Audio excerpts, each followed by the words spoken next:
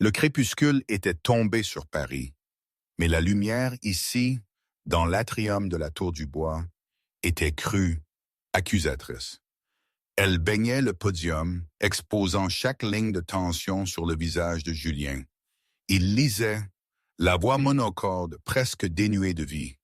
Une confession. Sa confession. Ce n'était pas un discours de victoire, loin de là. Non, c'était l'épitaphe de son empire, et il était forcé de la prononcer lui-même devant un parterre de journalistes et d'investisseurs que j'avais, un tour de main transformé en juge silencieux. Je l'observais depuis l'entrée de la salle, flanqué d'Henri, dont la présence à mes côtés, après des années d'allégeance à Julien, était une victoire en soi.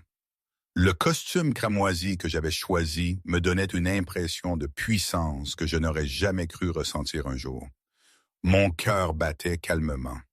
Plus le tambour affolé d'autrefois, mais un rythme lent, sûr. Dire que j'avais failli m'effondrer il y a quelques semaines à peine.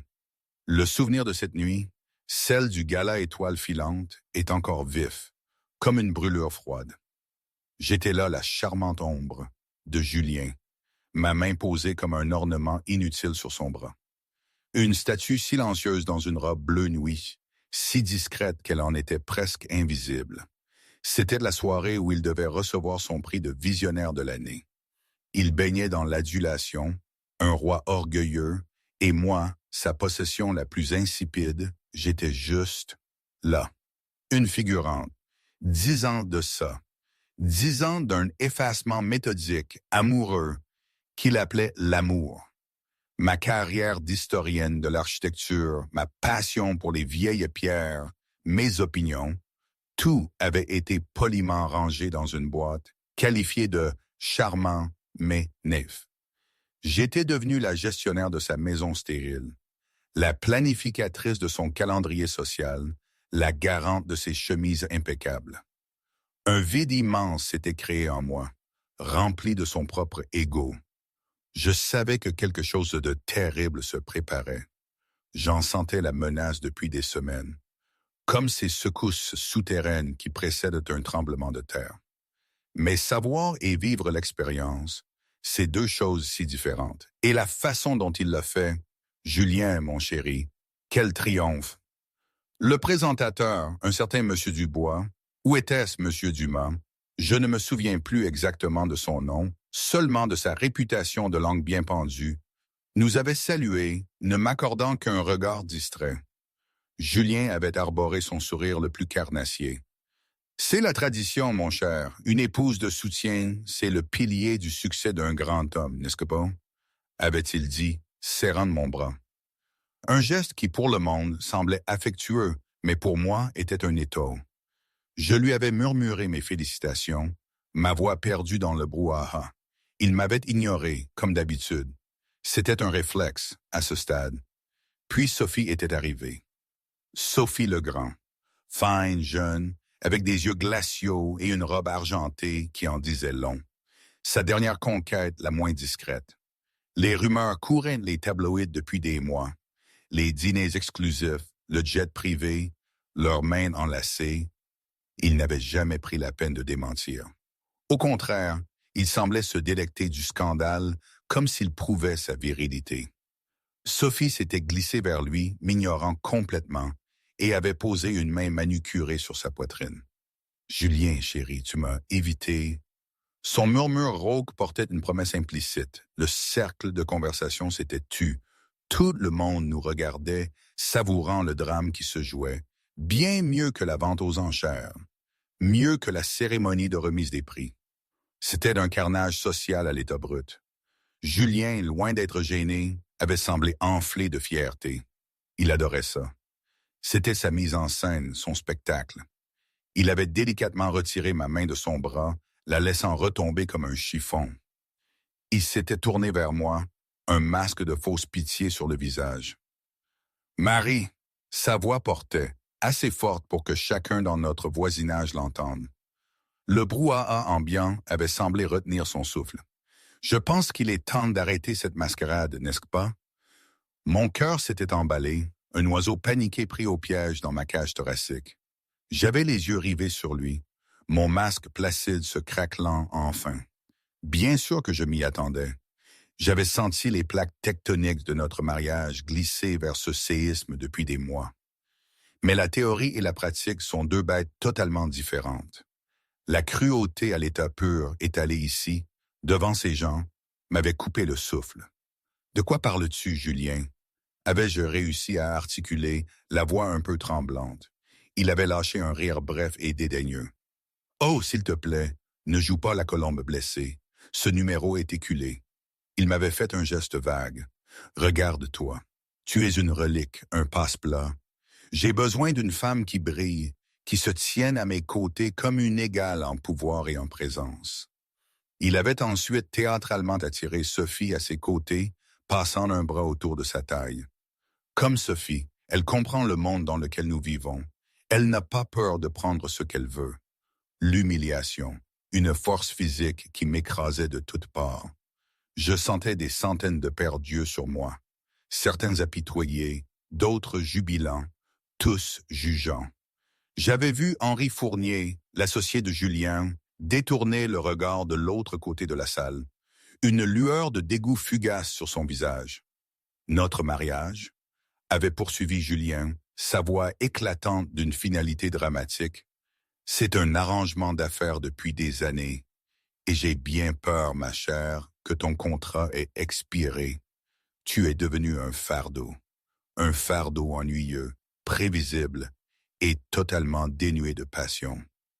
Il s'était penché vers moi, sa voix tombant dans un murmure conspirateur, encore plus venimeux que sa proclamation publique. Mes avocats te contacteront demain. Ne fais pas de scène. Contente-toi de t'éclipser. C'est ce que tu sais faire de mieux. Sur ce, il m'avait tourné le dos. Il avait pris la main de Sophie, l'avait portée à ses lèvres pour un baiser galant, et l'avait guidée vers la scène principale où il devait recevoir son prix. La foule s'était ouverte devant eux, une mer hypnotisée de murmures et d'expressions choquées. Je suis resté seul dans l'espace qu'ils avaient laissé vide. Le cercle de spectateurs s'était brisé, ses membres se dispersant comme des cafards à la lumière, avides de répandre la rumeur. J'étais une paria, une lépreuse sociale. Les flashs des appareils photo, autrefois dirigés vers le couple puissant, se concentraient désormais uniquement sur moi, capturant chaque détail de mon exécution publique. Mon sang-froid, la digue soigneusement construite qui avait retenu une décennie de désespoir silencieux, s'écroulait. Une seule larme s'était échappée, traçant un chemin chaud et honteux sur ma joue. J'avais senti une main sur mon épaule et tressailli, me retournant pour voir mon chauffeur, M. Leclerc, un homme qui travaillait pour nous depuis 5 ans, me regardant avec une pitié profonde. « Madame, avait-il dit doucement, la voix hésitante, dois-je faire venir la voiture? » La voiture, la Mercedes noire de Julien, mon chemin de retour vers ce manoir vide qui avait été ma prison. L'idée était insupportable. Partir ainsi comme un objet jeté, c'était valider tout ce qu'il venait de dire de moi. J'avais pris une grande inspiration tremblante, redressé ma colonne vertébrale et essuyé ma larme du revers de la main. Mes yeux, qui avaient été baissés et vides si longtemps, s'étaient soudainement allumés d'un feu froid et clair. « Non, monsieur Leclerc, avais-je dit, ma voix incroyablement calme et posée. Ce ne sera pas nécessaire. » J'avais détourné mon regard du chauffeur compatissant vers l'entrée majestueuse de l'hôtel, juste au moment où Julien montait sur scène sous une salve d'applaudissements hypocrites. J'avais regardé le tapis rouge, la foule de journalistes et de paparazzis encore massés à l'extérieur, avides de la prochaine grande arrivée. Et juste à ce moment-là, c'est arrivé. L'attention collective des paparazzis, qui s'étaient régalés des miettes de mon humiliation, avait été brusquement détournée. Un nouveau son avait fendu la nuit parisienne, un ronronnement grave et confiant qui parlait d'une puissance et d'une ingénierie inégalées. Ce n'était pas le rugissement agressif d'une Lamborghini ou le vrombissement aigu d'une Ferrari. C'était plus doux, plus profond, plus imposant. Leçon de la vieille richesse d'une autorité silencieuse. Un véhicule s'était arrêté devant le trottoir, se déplaçant avec une lenteur royale qui commandait l'attention. C'était une Rolls-Royce Phantom, mais pas n'importe laquelle. C'était un modèle sur mesure, peint dans une nuance de bleu nuit si profonde qu'elle semblait absorber la lumière environnante. La finition était impeccable, les accents chromés scintillants comme de l'argent liquide sous les réverbères. Sa fameuse mascotte, le Spirit of Ecstasy, semblait fendre l'air lui-même. Ce n'était pas une voiture, c'était une déclaration. Elle faisait passer toutes les autres voitures de luxe dans la rue pour de vulgaires jouets. Un silence s'était abattu sur les journalistes. Des murmures avaient éclaté. Qui était-ce? Personne sur la liste des invités n'était censé arriver dans un tel véhicule. Les milliardaires de la tech, les magnates du pétrole, les légendes d'Hollywood, tous avaient été répertoriés. C'était quelqu'un de nouveau, quelqu'un de plus important. À l'intérieur de la salle de bal, le discours de remerciement de Julien avait commencé à fléchir.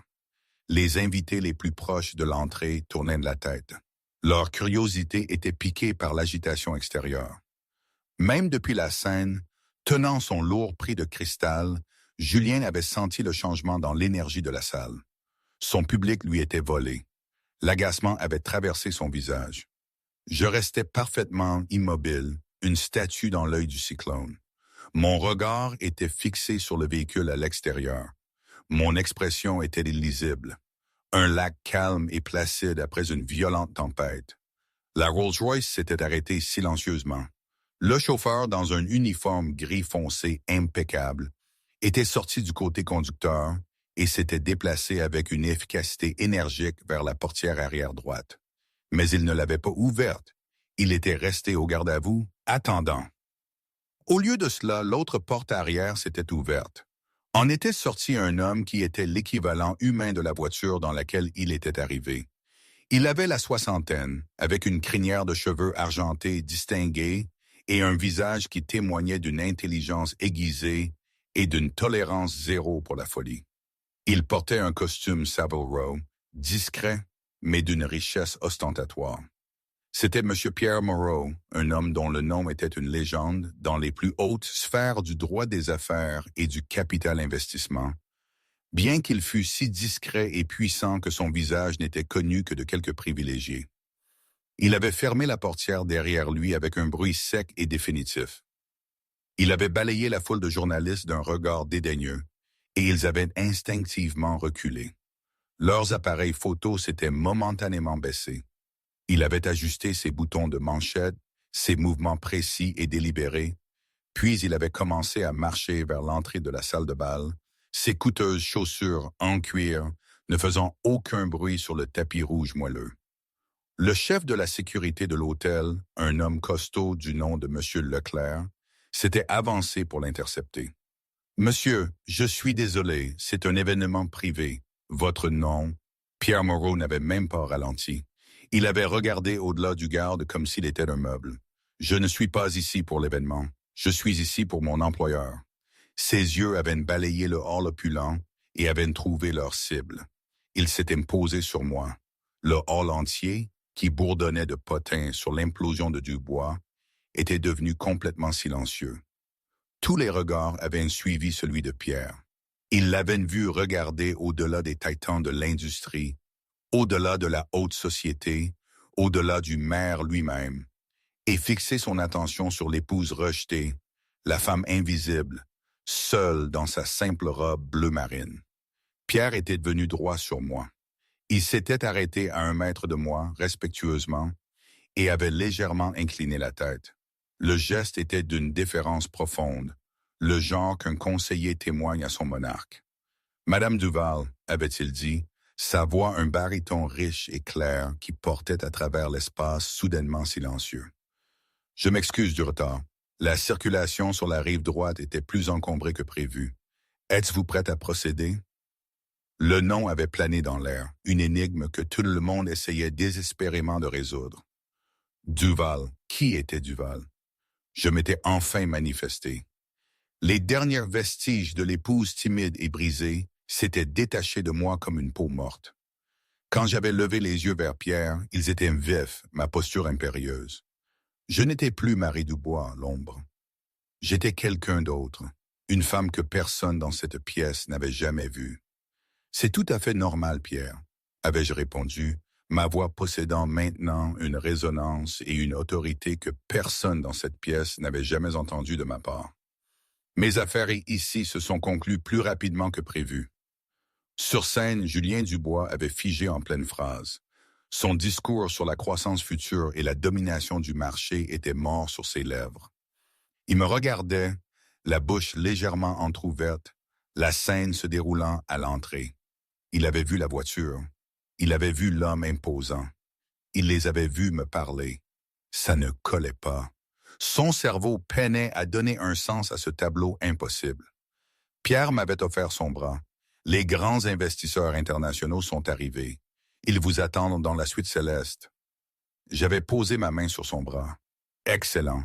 Ne les faisons pas attendre.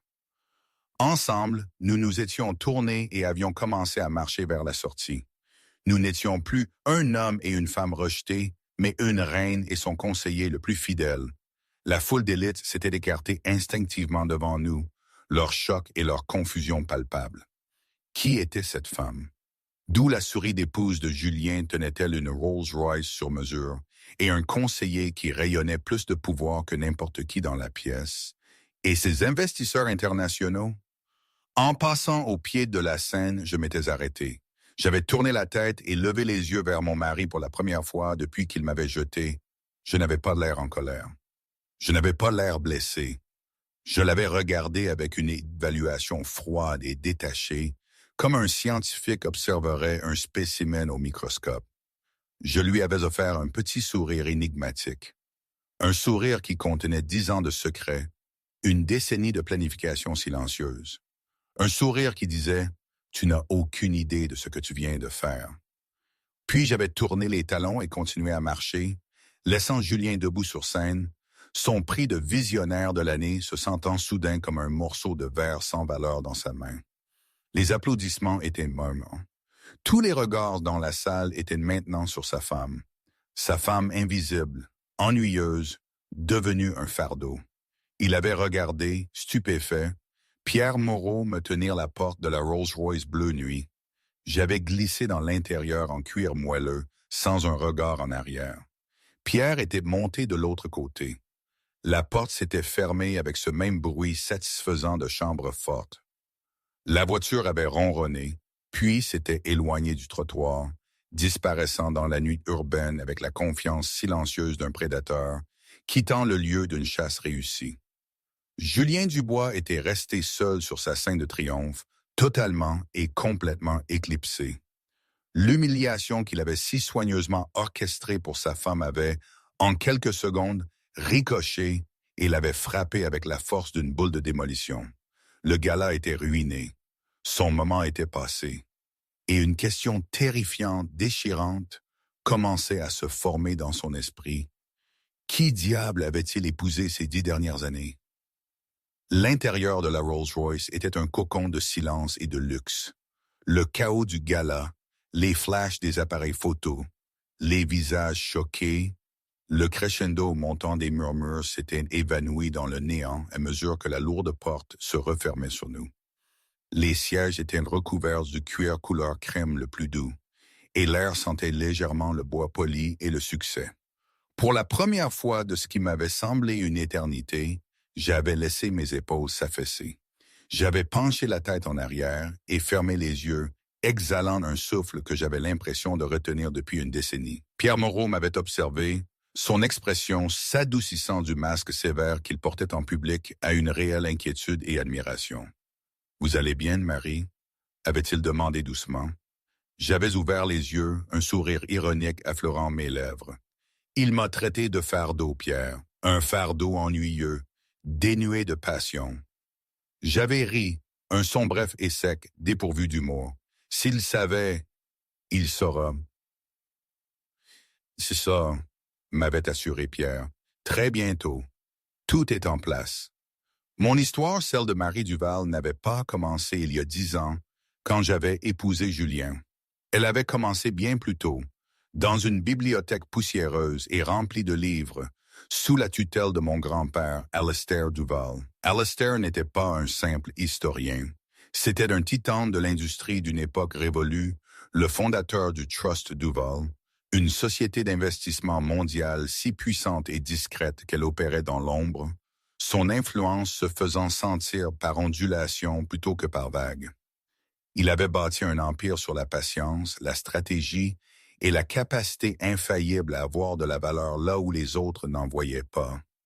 Dans des bâtiments délabrés, dans des entreprises en faillite, chez des personnes ignorées. Il m'avait élevé après la mort de mes parents, m'inculquant son esprit vif et sa nature calme et observatrice. Pendant que d'autres filles de mon âge étaient à des bals de débutantes, j'étais dans des conseils d'administration, écoutant silencieusement mon grand-père négocier des affaires de plusieurs milliards de dollars. Il m'avait appris à lire un bilan comme un roman et à comprendre la danse complexe de la guerre d'entreprise. Ma passion pour l'histoire architecturale n'était pas un caprice. C'était une manifestation de ses enseignements. Voir la structure cachée, la force fondamentale sous une façade qui s'effrite. Quand j'avais rencontré Julien, je gérais un projet de restauration de 20 millions d'euros pour le Trust, bien que mon implication soit, comme toujours, anonyme. Julien, un jeune promoteur prometteur, était impétueux, ambitieux et absolument captivant. Il avait vu mon intelligence, mais il l'avait mal interprétée. Il ne l'avait pas vue comme quelque chose à respecter, mais comme quelque chose à posséder. Et moi, Marie, jeune et aspirant à une vie en dehors du monde doré mais solitaire de mon grand-père, j'étais tombée amoureuse. Alistair m'avait prévenu. « Cet homme ne veut pas une partenaire, ma chère, » avait dit le vieil homme, ses yeux sages et tristes. « Il veut un beau tableau à accrocher à son mur. Il t'encadrera, t'admirera, puis un jour, il s'ennuiera et te remplacera par une nouvelle œuvre. » Je n'avais pas écouté. Je croyais sincèrement que je pouvais être les deux. Marie Duval, stratégiste secrète et brillante, et Marie Dubois, épouse aimante. Pendant un temps, je l'ai été. Durant la première année de notre mariage, j'avais anonymement fourni des informations à Julien, guidant sa jeune entreprise vers des affaires lucratives, l'aidant à construire son empire dans l'ombre. Il attribuait son flair à son propre génie, ne remettant jamais en question les bons tuyaux ou les intuitions qui s'avéraient toujours payants.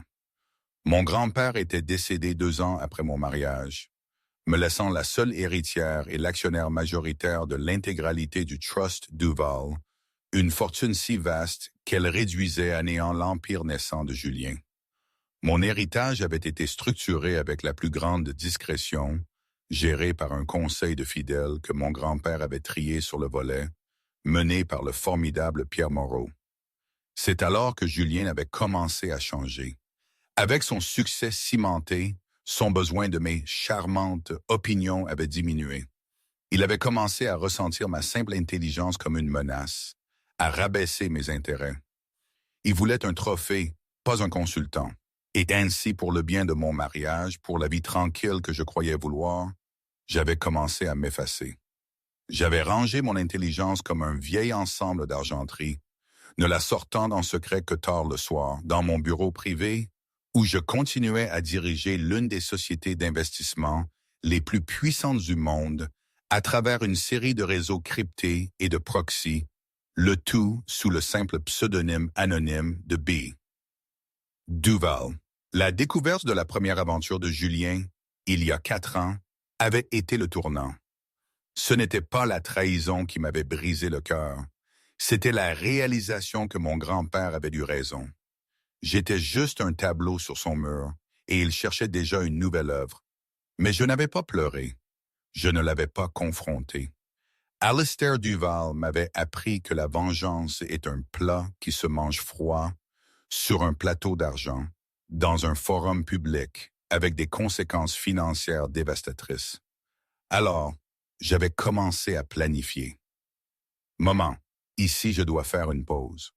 Tout ça, cette situation avec Julien, le gala, la vengeance froide, c'était en fait d'une absurdité totale. Je veux dire, tu y penses, Une femme qui passe 10 ans à être rabaissée et qui, au lieu de partir, décide de monter un stratagème digne d'un film pour démolir son mari en public. C'est fou, non? Et pourtant, pour moi, à ce moment-là, c'était la seule voie possible. J'étais devenu une sorte de machiavélique malgré moi, prisonnière de l'image qu'il avait créée de moi. La colère et la frustration s'étaient transformées en une sorte d'ingéniosité perverse. Je ne sais pas si c'était de la force ou une autre forme de folie, honnêtement. Ça aussi, honnêtement. C'était juste un besoin. Le besoin de retrouver ma voix, ma valeur, même si c'était en dynamitante tout autour de moi. Mais peut-être que c'était ça le problème. Peut-être que c'était trop réel pour être vraiment sain. Qui peut le dire? Bref, revenons à l'histoire. Ma première démarche fut d'utiliser les immenses ressources du Trust pour enquêter sur chaque facette de la vie et des affaires de Julien. J'ai découvert que ses finances étaient un château de cartes bâti sur des prêts risqués et des valorisations gonflées. Son projet Tour Céleste, le joyau de sa couronne, était surendetté. Il cherchait désespérément un apport massif de capitaux et courtisait un mystérieux investisseur étranger depuis des mois. Cet investisseur, bien sûr, c'était B. Duval. Ma deuxième démarche fut Sophie Legrand. J'avais trouvé l'aspirante mannequin en fouillant profondément dans les dépenses de Julien. Sophie avait des dettes et une intelligence féroce et ambitieuse que Julien avait prise pour de la simple avidité. Par l'intermédiaire d'un tiers, j'avais fait à Sophie une offre qu'elle ne pouvait refuser, un fonds fiduciaire de plusieurs millions d'euros et un contrat de mannequinat légitime en échange de devenir mes yeux et mes oreilles. Sophie devait jouer le rôle de la maîtresse dévouée, tout en me transmettant chaque conversation d'oreiller de Julien, chaque plan d'affaires secret, chaque appel téléphonique paniqué tard dans la nuit. C'est Sophie qui m'avait confirmé à quel point la situation financière de Julien était précaire. C'est elle qui m'avait rapporté que Julien prévoyait de divorcer publiquement de moi lors du gala, persuadé que le scandale et sa nouvelle maîtresse le feraient paraître plus viril et puissant aux yeux des investisseurs qu'il essayait de séduire. La dernière pièce était le gala lui-même. J'avais orchestré toute la soirée. Utilisant mon influence en tant que B. Duval, j'avais fait pression sur le comité d'organisation pour que Julien remporte le prix de visionnaire de l'année, gonflant son ego à son point le plus spectaculaire et le plus vulnérable. Je savais qu'il ne pourrait pas résister à une scène aussi parfaite pour sa grande trahison. Sophie a admirablement joué son rôle, avait commenté Pierre, me tirant de ma rêverie alors qu'il vérifiait un message sur son téléphone. Elle a déjà transféré les enregistrements des récents appels téléphoniques de M. Dubois. Il semble qu'il tentait de vendre à découvert illégalement des actions d'une entreprise rivale en utilisant des informations privilégiées. L'AMF sera très intéressée. J'avais hoché la tête, une satisfaction froide s'installant en moi. Il avait toujours été désordonné quand il devenait arrogant. La Rolls-Royce n'était pas allée à la suite céleste. Il n'y avait pas de grands investisseurs internationaux. C'était simplement une réplique pour le théâtre de la salle de bal. Au lieu de cela, la voiture avait serpenté dans les rues de la ville jusqu'à s'arrêter devant un magnifique hôtel particulier restauré dans le Marais, le quartier historique le plus exclusif de Paris. C'était ma maison. Pas le manoir moderniste et froid que je partageais avec Julien, mais un bâtiment que j'avais personnellement acheté et restauré il y a des années. Mon premier acte secret de défi, c'était mon sanctuaire, ma salle de guerre. À l'intérieur, une équipe attendait.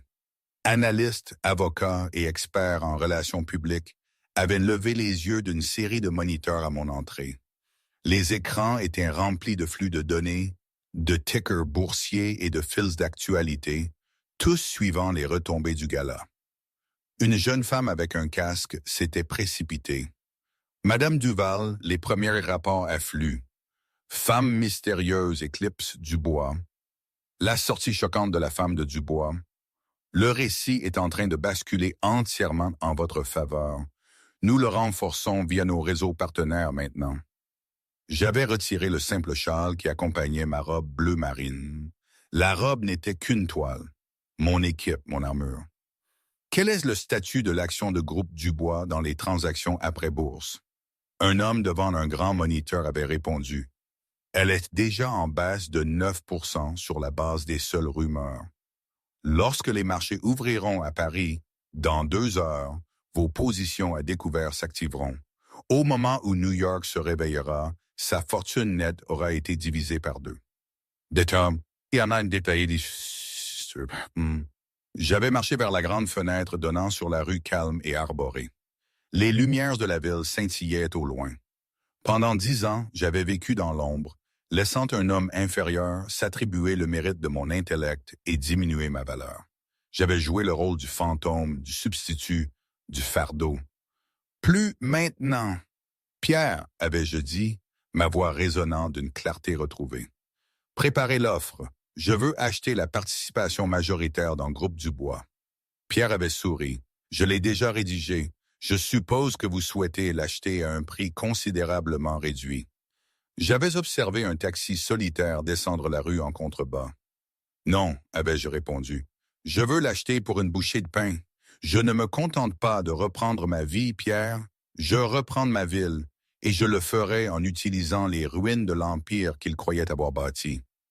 L'architecte était enfin prêt à dévoiler sa propre conception. Les jours qui ont suivi ont été un tourbillon.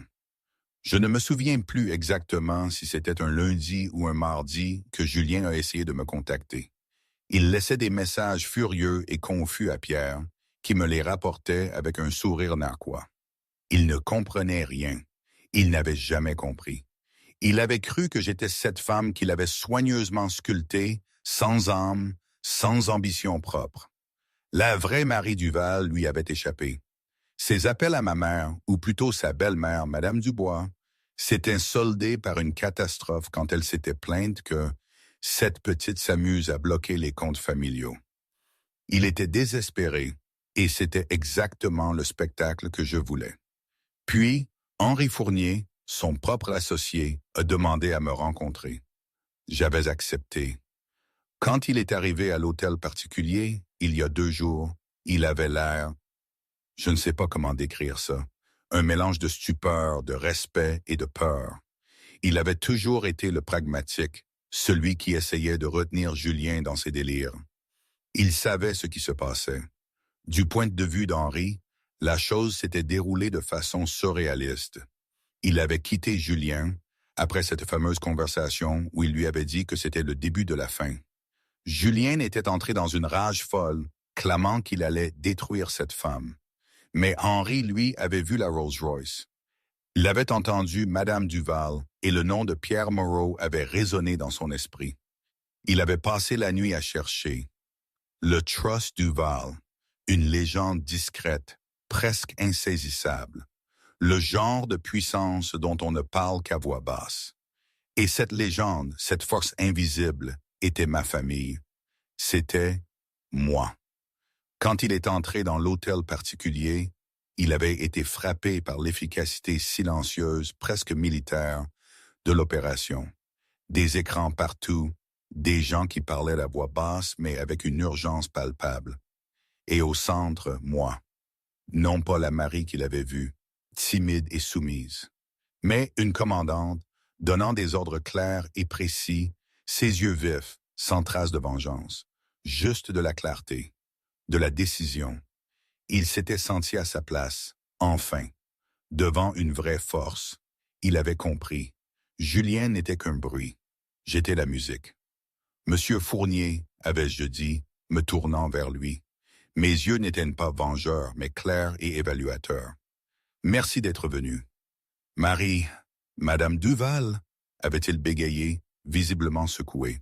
Je suis venu vous dire que je n'ai jamais été complice des actions personnelles de Julien, et j'étais contre nombre de ses stratégies financières risquées. J'ai les documents pour le prouver. L'entreprise elle-même, les actifs essentiels, sont solides. C'était son leadership le problème. J'avais hoché la tête lentement. Je sais, Henri, j'ai examiné vos dossiers. Vous avez constamment conseillé la prudence. Il vous a constamment ignoré. J'avais fait un geste vers une chaise. Le Trust Duval n'est pas une équipe de démolition. Nous sommes des bâtisseurs. Je n'ai aucune intention de détruire Groupe Dubois.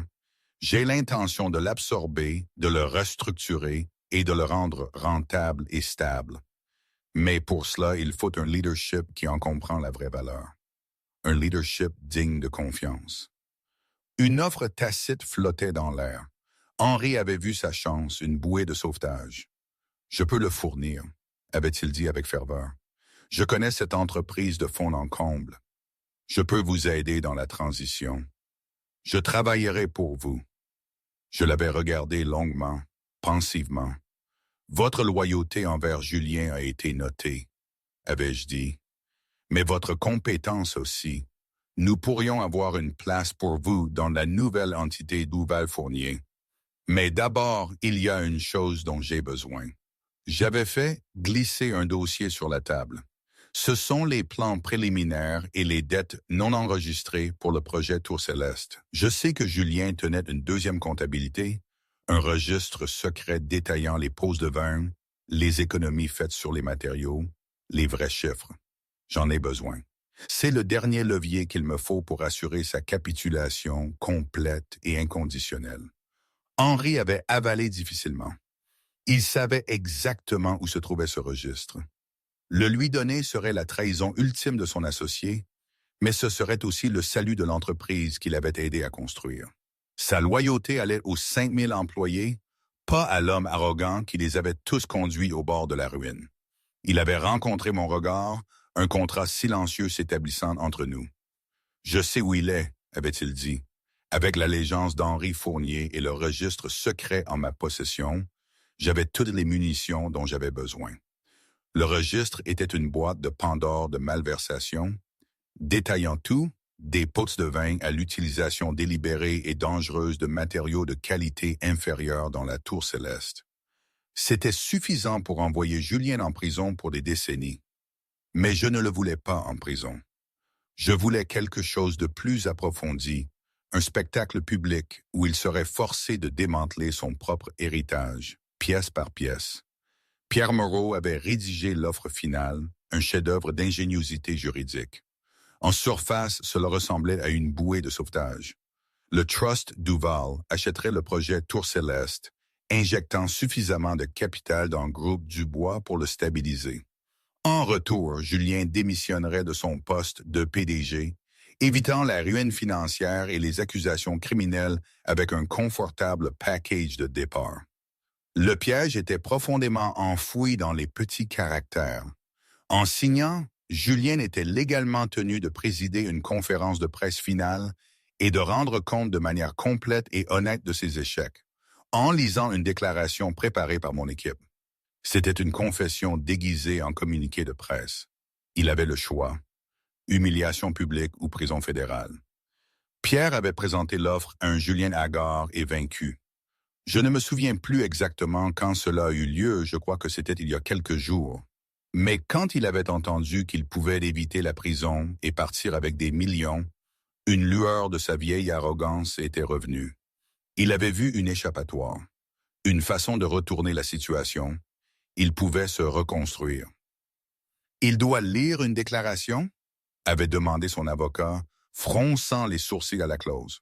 « Une formalité », avait dit Pierre en souriant doucement, lui montrant une version lourdement expurgée. Le texte final sera fourni sur le prompteur. Aveuglé par l'avidité et le désespoir, Julien ne se souciait pas d'un discours ennuyeux. « Très bien, peu importe. Où dois-je signer ?» avait-il dit sèchement. Il avait griffonné sa signature, scellant ainsi son propre destin. La conférence de presse avait été fixée à 2 jours plus tard, dans l'atrium de la Tour du Bois. Pendant que les médias s'emballaient, je travaillais discrètement. Avec Henri Fournier, nous avions créé un nouveau plan d'affaires éthique pour l'entreprise restructurée qui serait rebaptisé le groupe Duval-Fournier. J'avais rencontré les leaders syndicaux garantissant les emplois et restaurant les pensions que Julien avait pillées. Je ne détruisais pas seulement, je reconstruisais. Le matin de la conférence de presse, Sophie Legrand était arrivée à l'hôtel particulier. Elle avait l'air fatiguée mais soulagée en me tendant une petite clé USB. C'est la dernière chose, avait dit Sophie. Des audios où il se vante de comment il allait te détruire, de comment tu étais trop stupide pour lui avoir fait signer un contrat de mariage correct. Sophie, je l'ai trouvée forte. Malgré la situation compliquée, elle avait tenu bon. Je me souviens d'un moment où elle avait eu l'air si lasse. Elle m'avait dit « tout ça pour ça ». Elle doutait, mais l'argent, c'est puissant. Le besoin de se sortir de la galère, ça l'est encore plus. J'ai vu en elle une forme de survie que j'ai pu reconnaître. Elle aussi, elle voulait se faire une place, mais elle avait juste choisi la mauvaise personne pour commencer. J'ai pris la clé. Tu as bien fait, Sophie. Les fonds sont sur ton compte. Vas-y, vis une vie magnifique.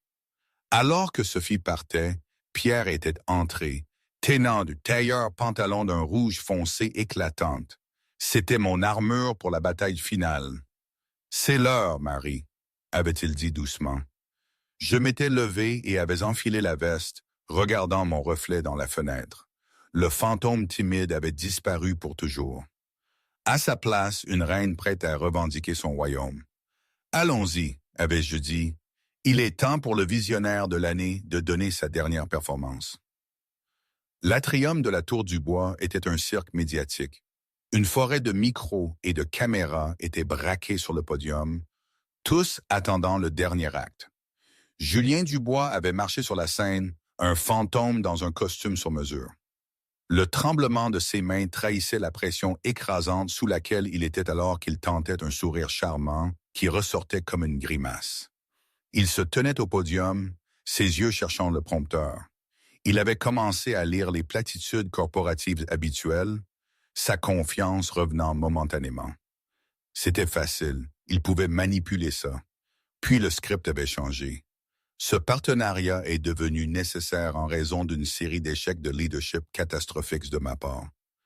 Julien s'était arrêté, le sang glacé. Ce n'était pas le script.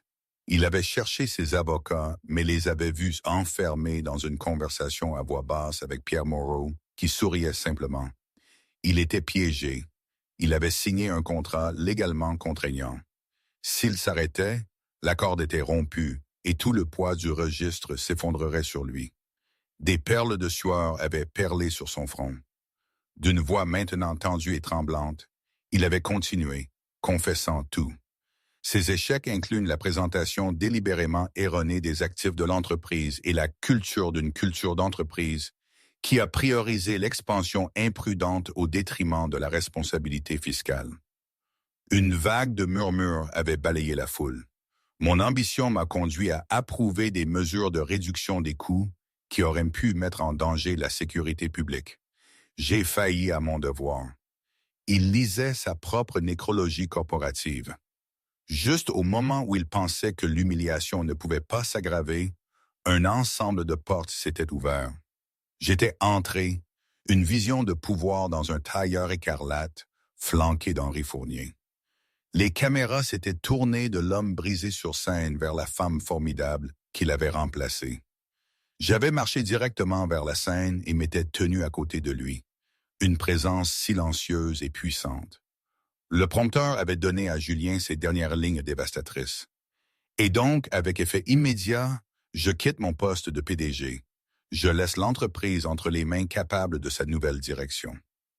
Alors qu'il terminait, le logo de Groupe Dubois sur l'écran derrière lui s'était dissous, remplacé par un nouveau design élégant. Groupe Duval-Fournier. J'avais avancé vers les microphones, ma voix forte et claire. « Merci Julien pour votre candeur, Owen », avais-je commencé, l'ironie aussi tranchante que du verre. Le groupe Duval-Fournier s'engage dans une nouvelle ère d'intégrité. Notre premier acte sera d'arrêter le projet Tour Céleste et de mener un audit structurel indépendant complet.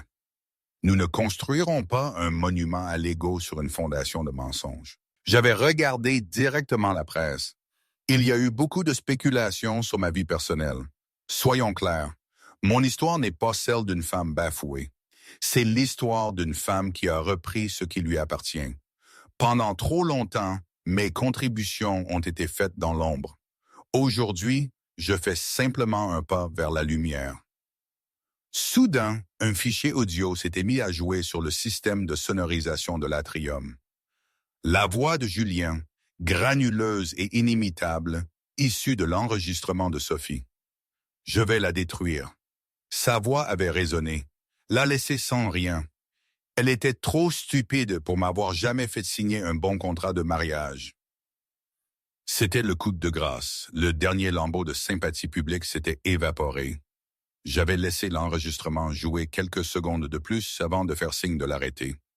J'avais regardé la coquille vidée de l'homme à côté de moi, ne ressentant pas de haine, mais un sentiment de clôture calme et définitif.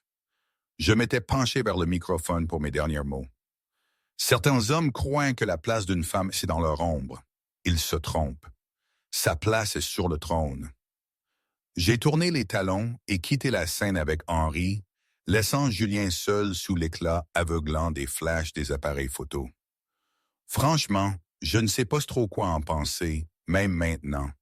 Tout ça, c'était nécessaire.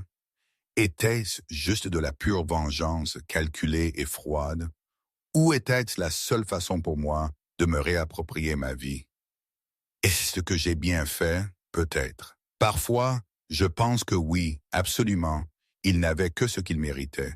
D'autres fois, je me demande si je suis devenu un peu comme lui, une stratège impitoyable.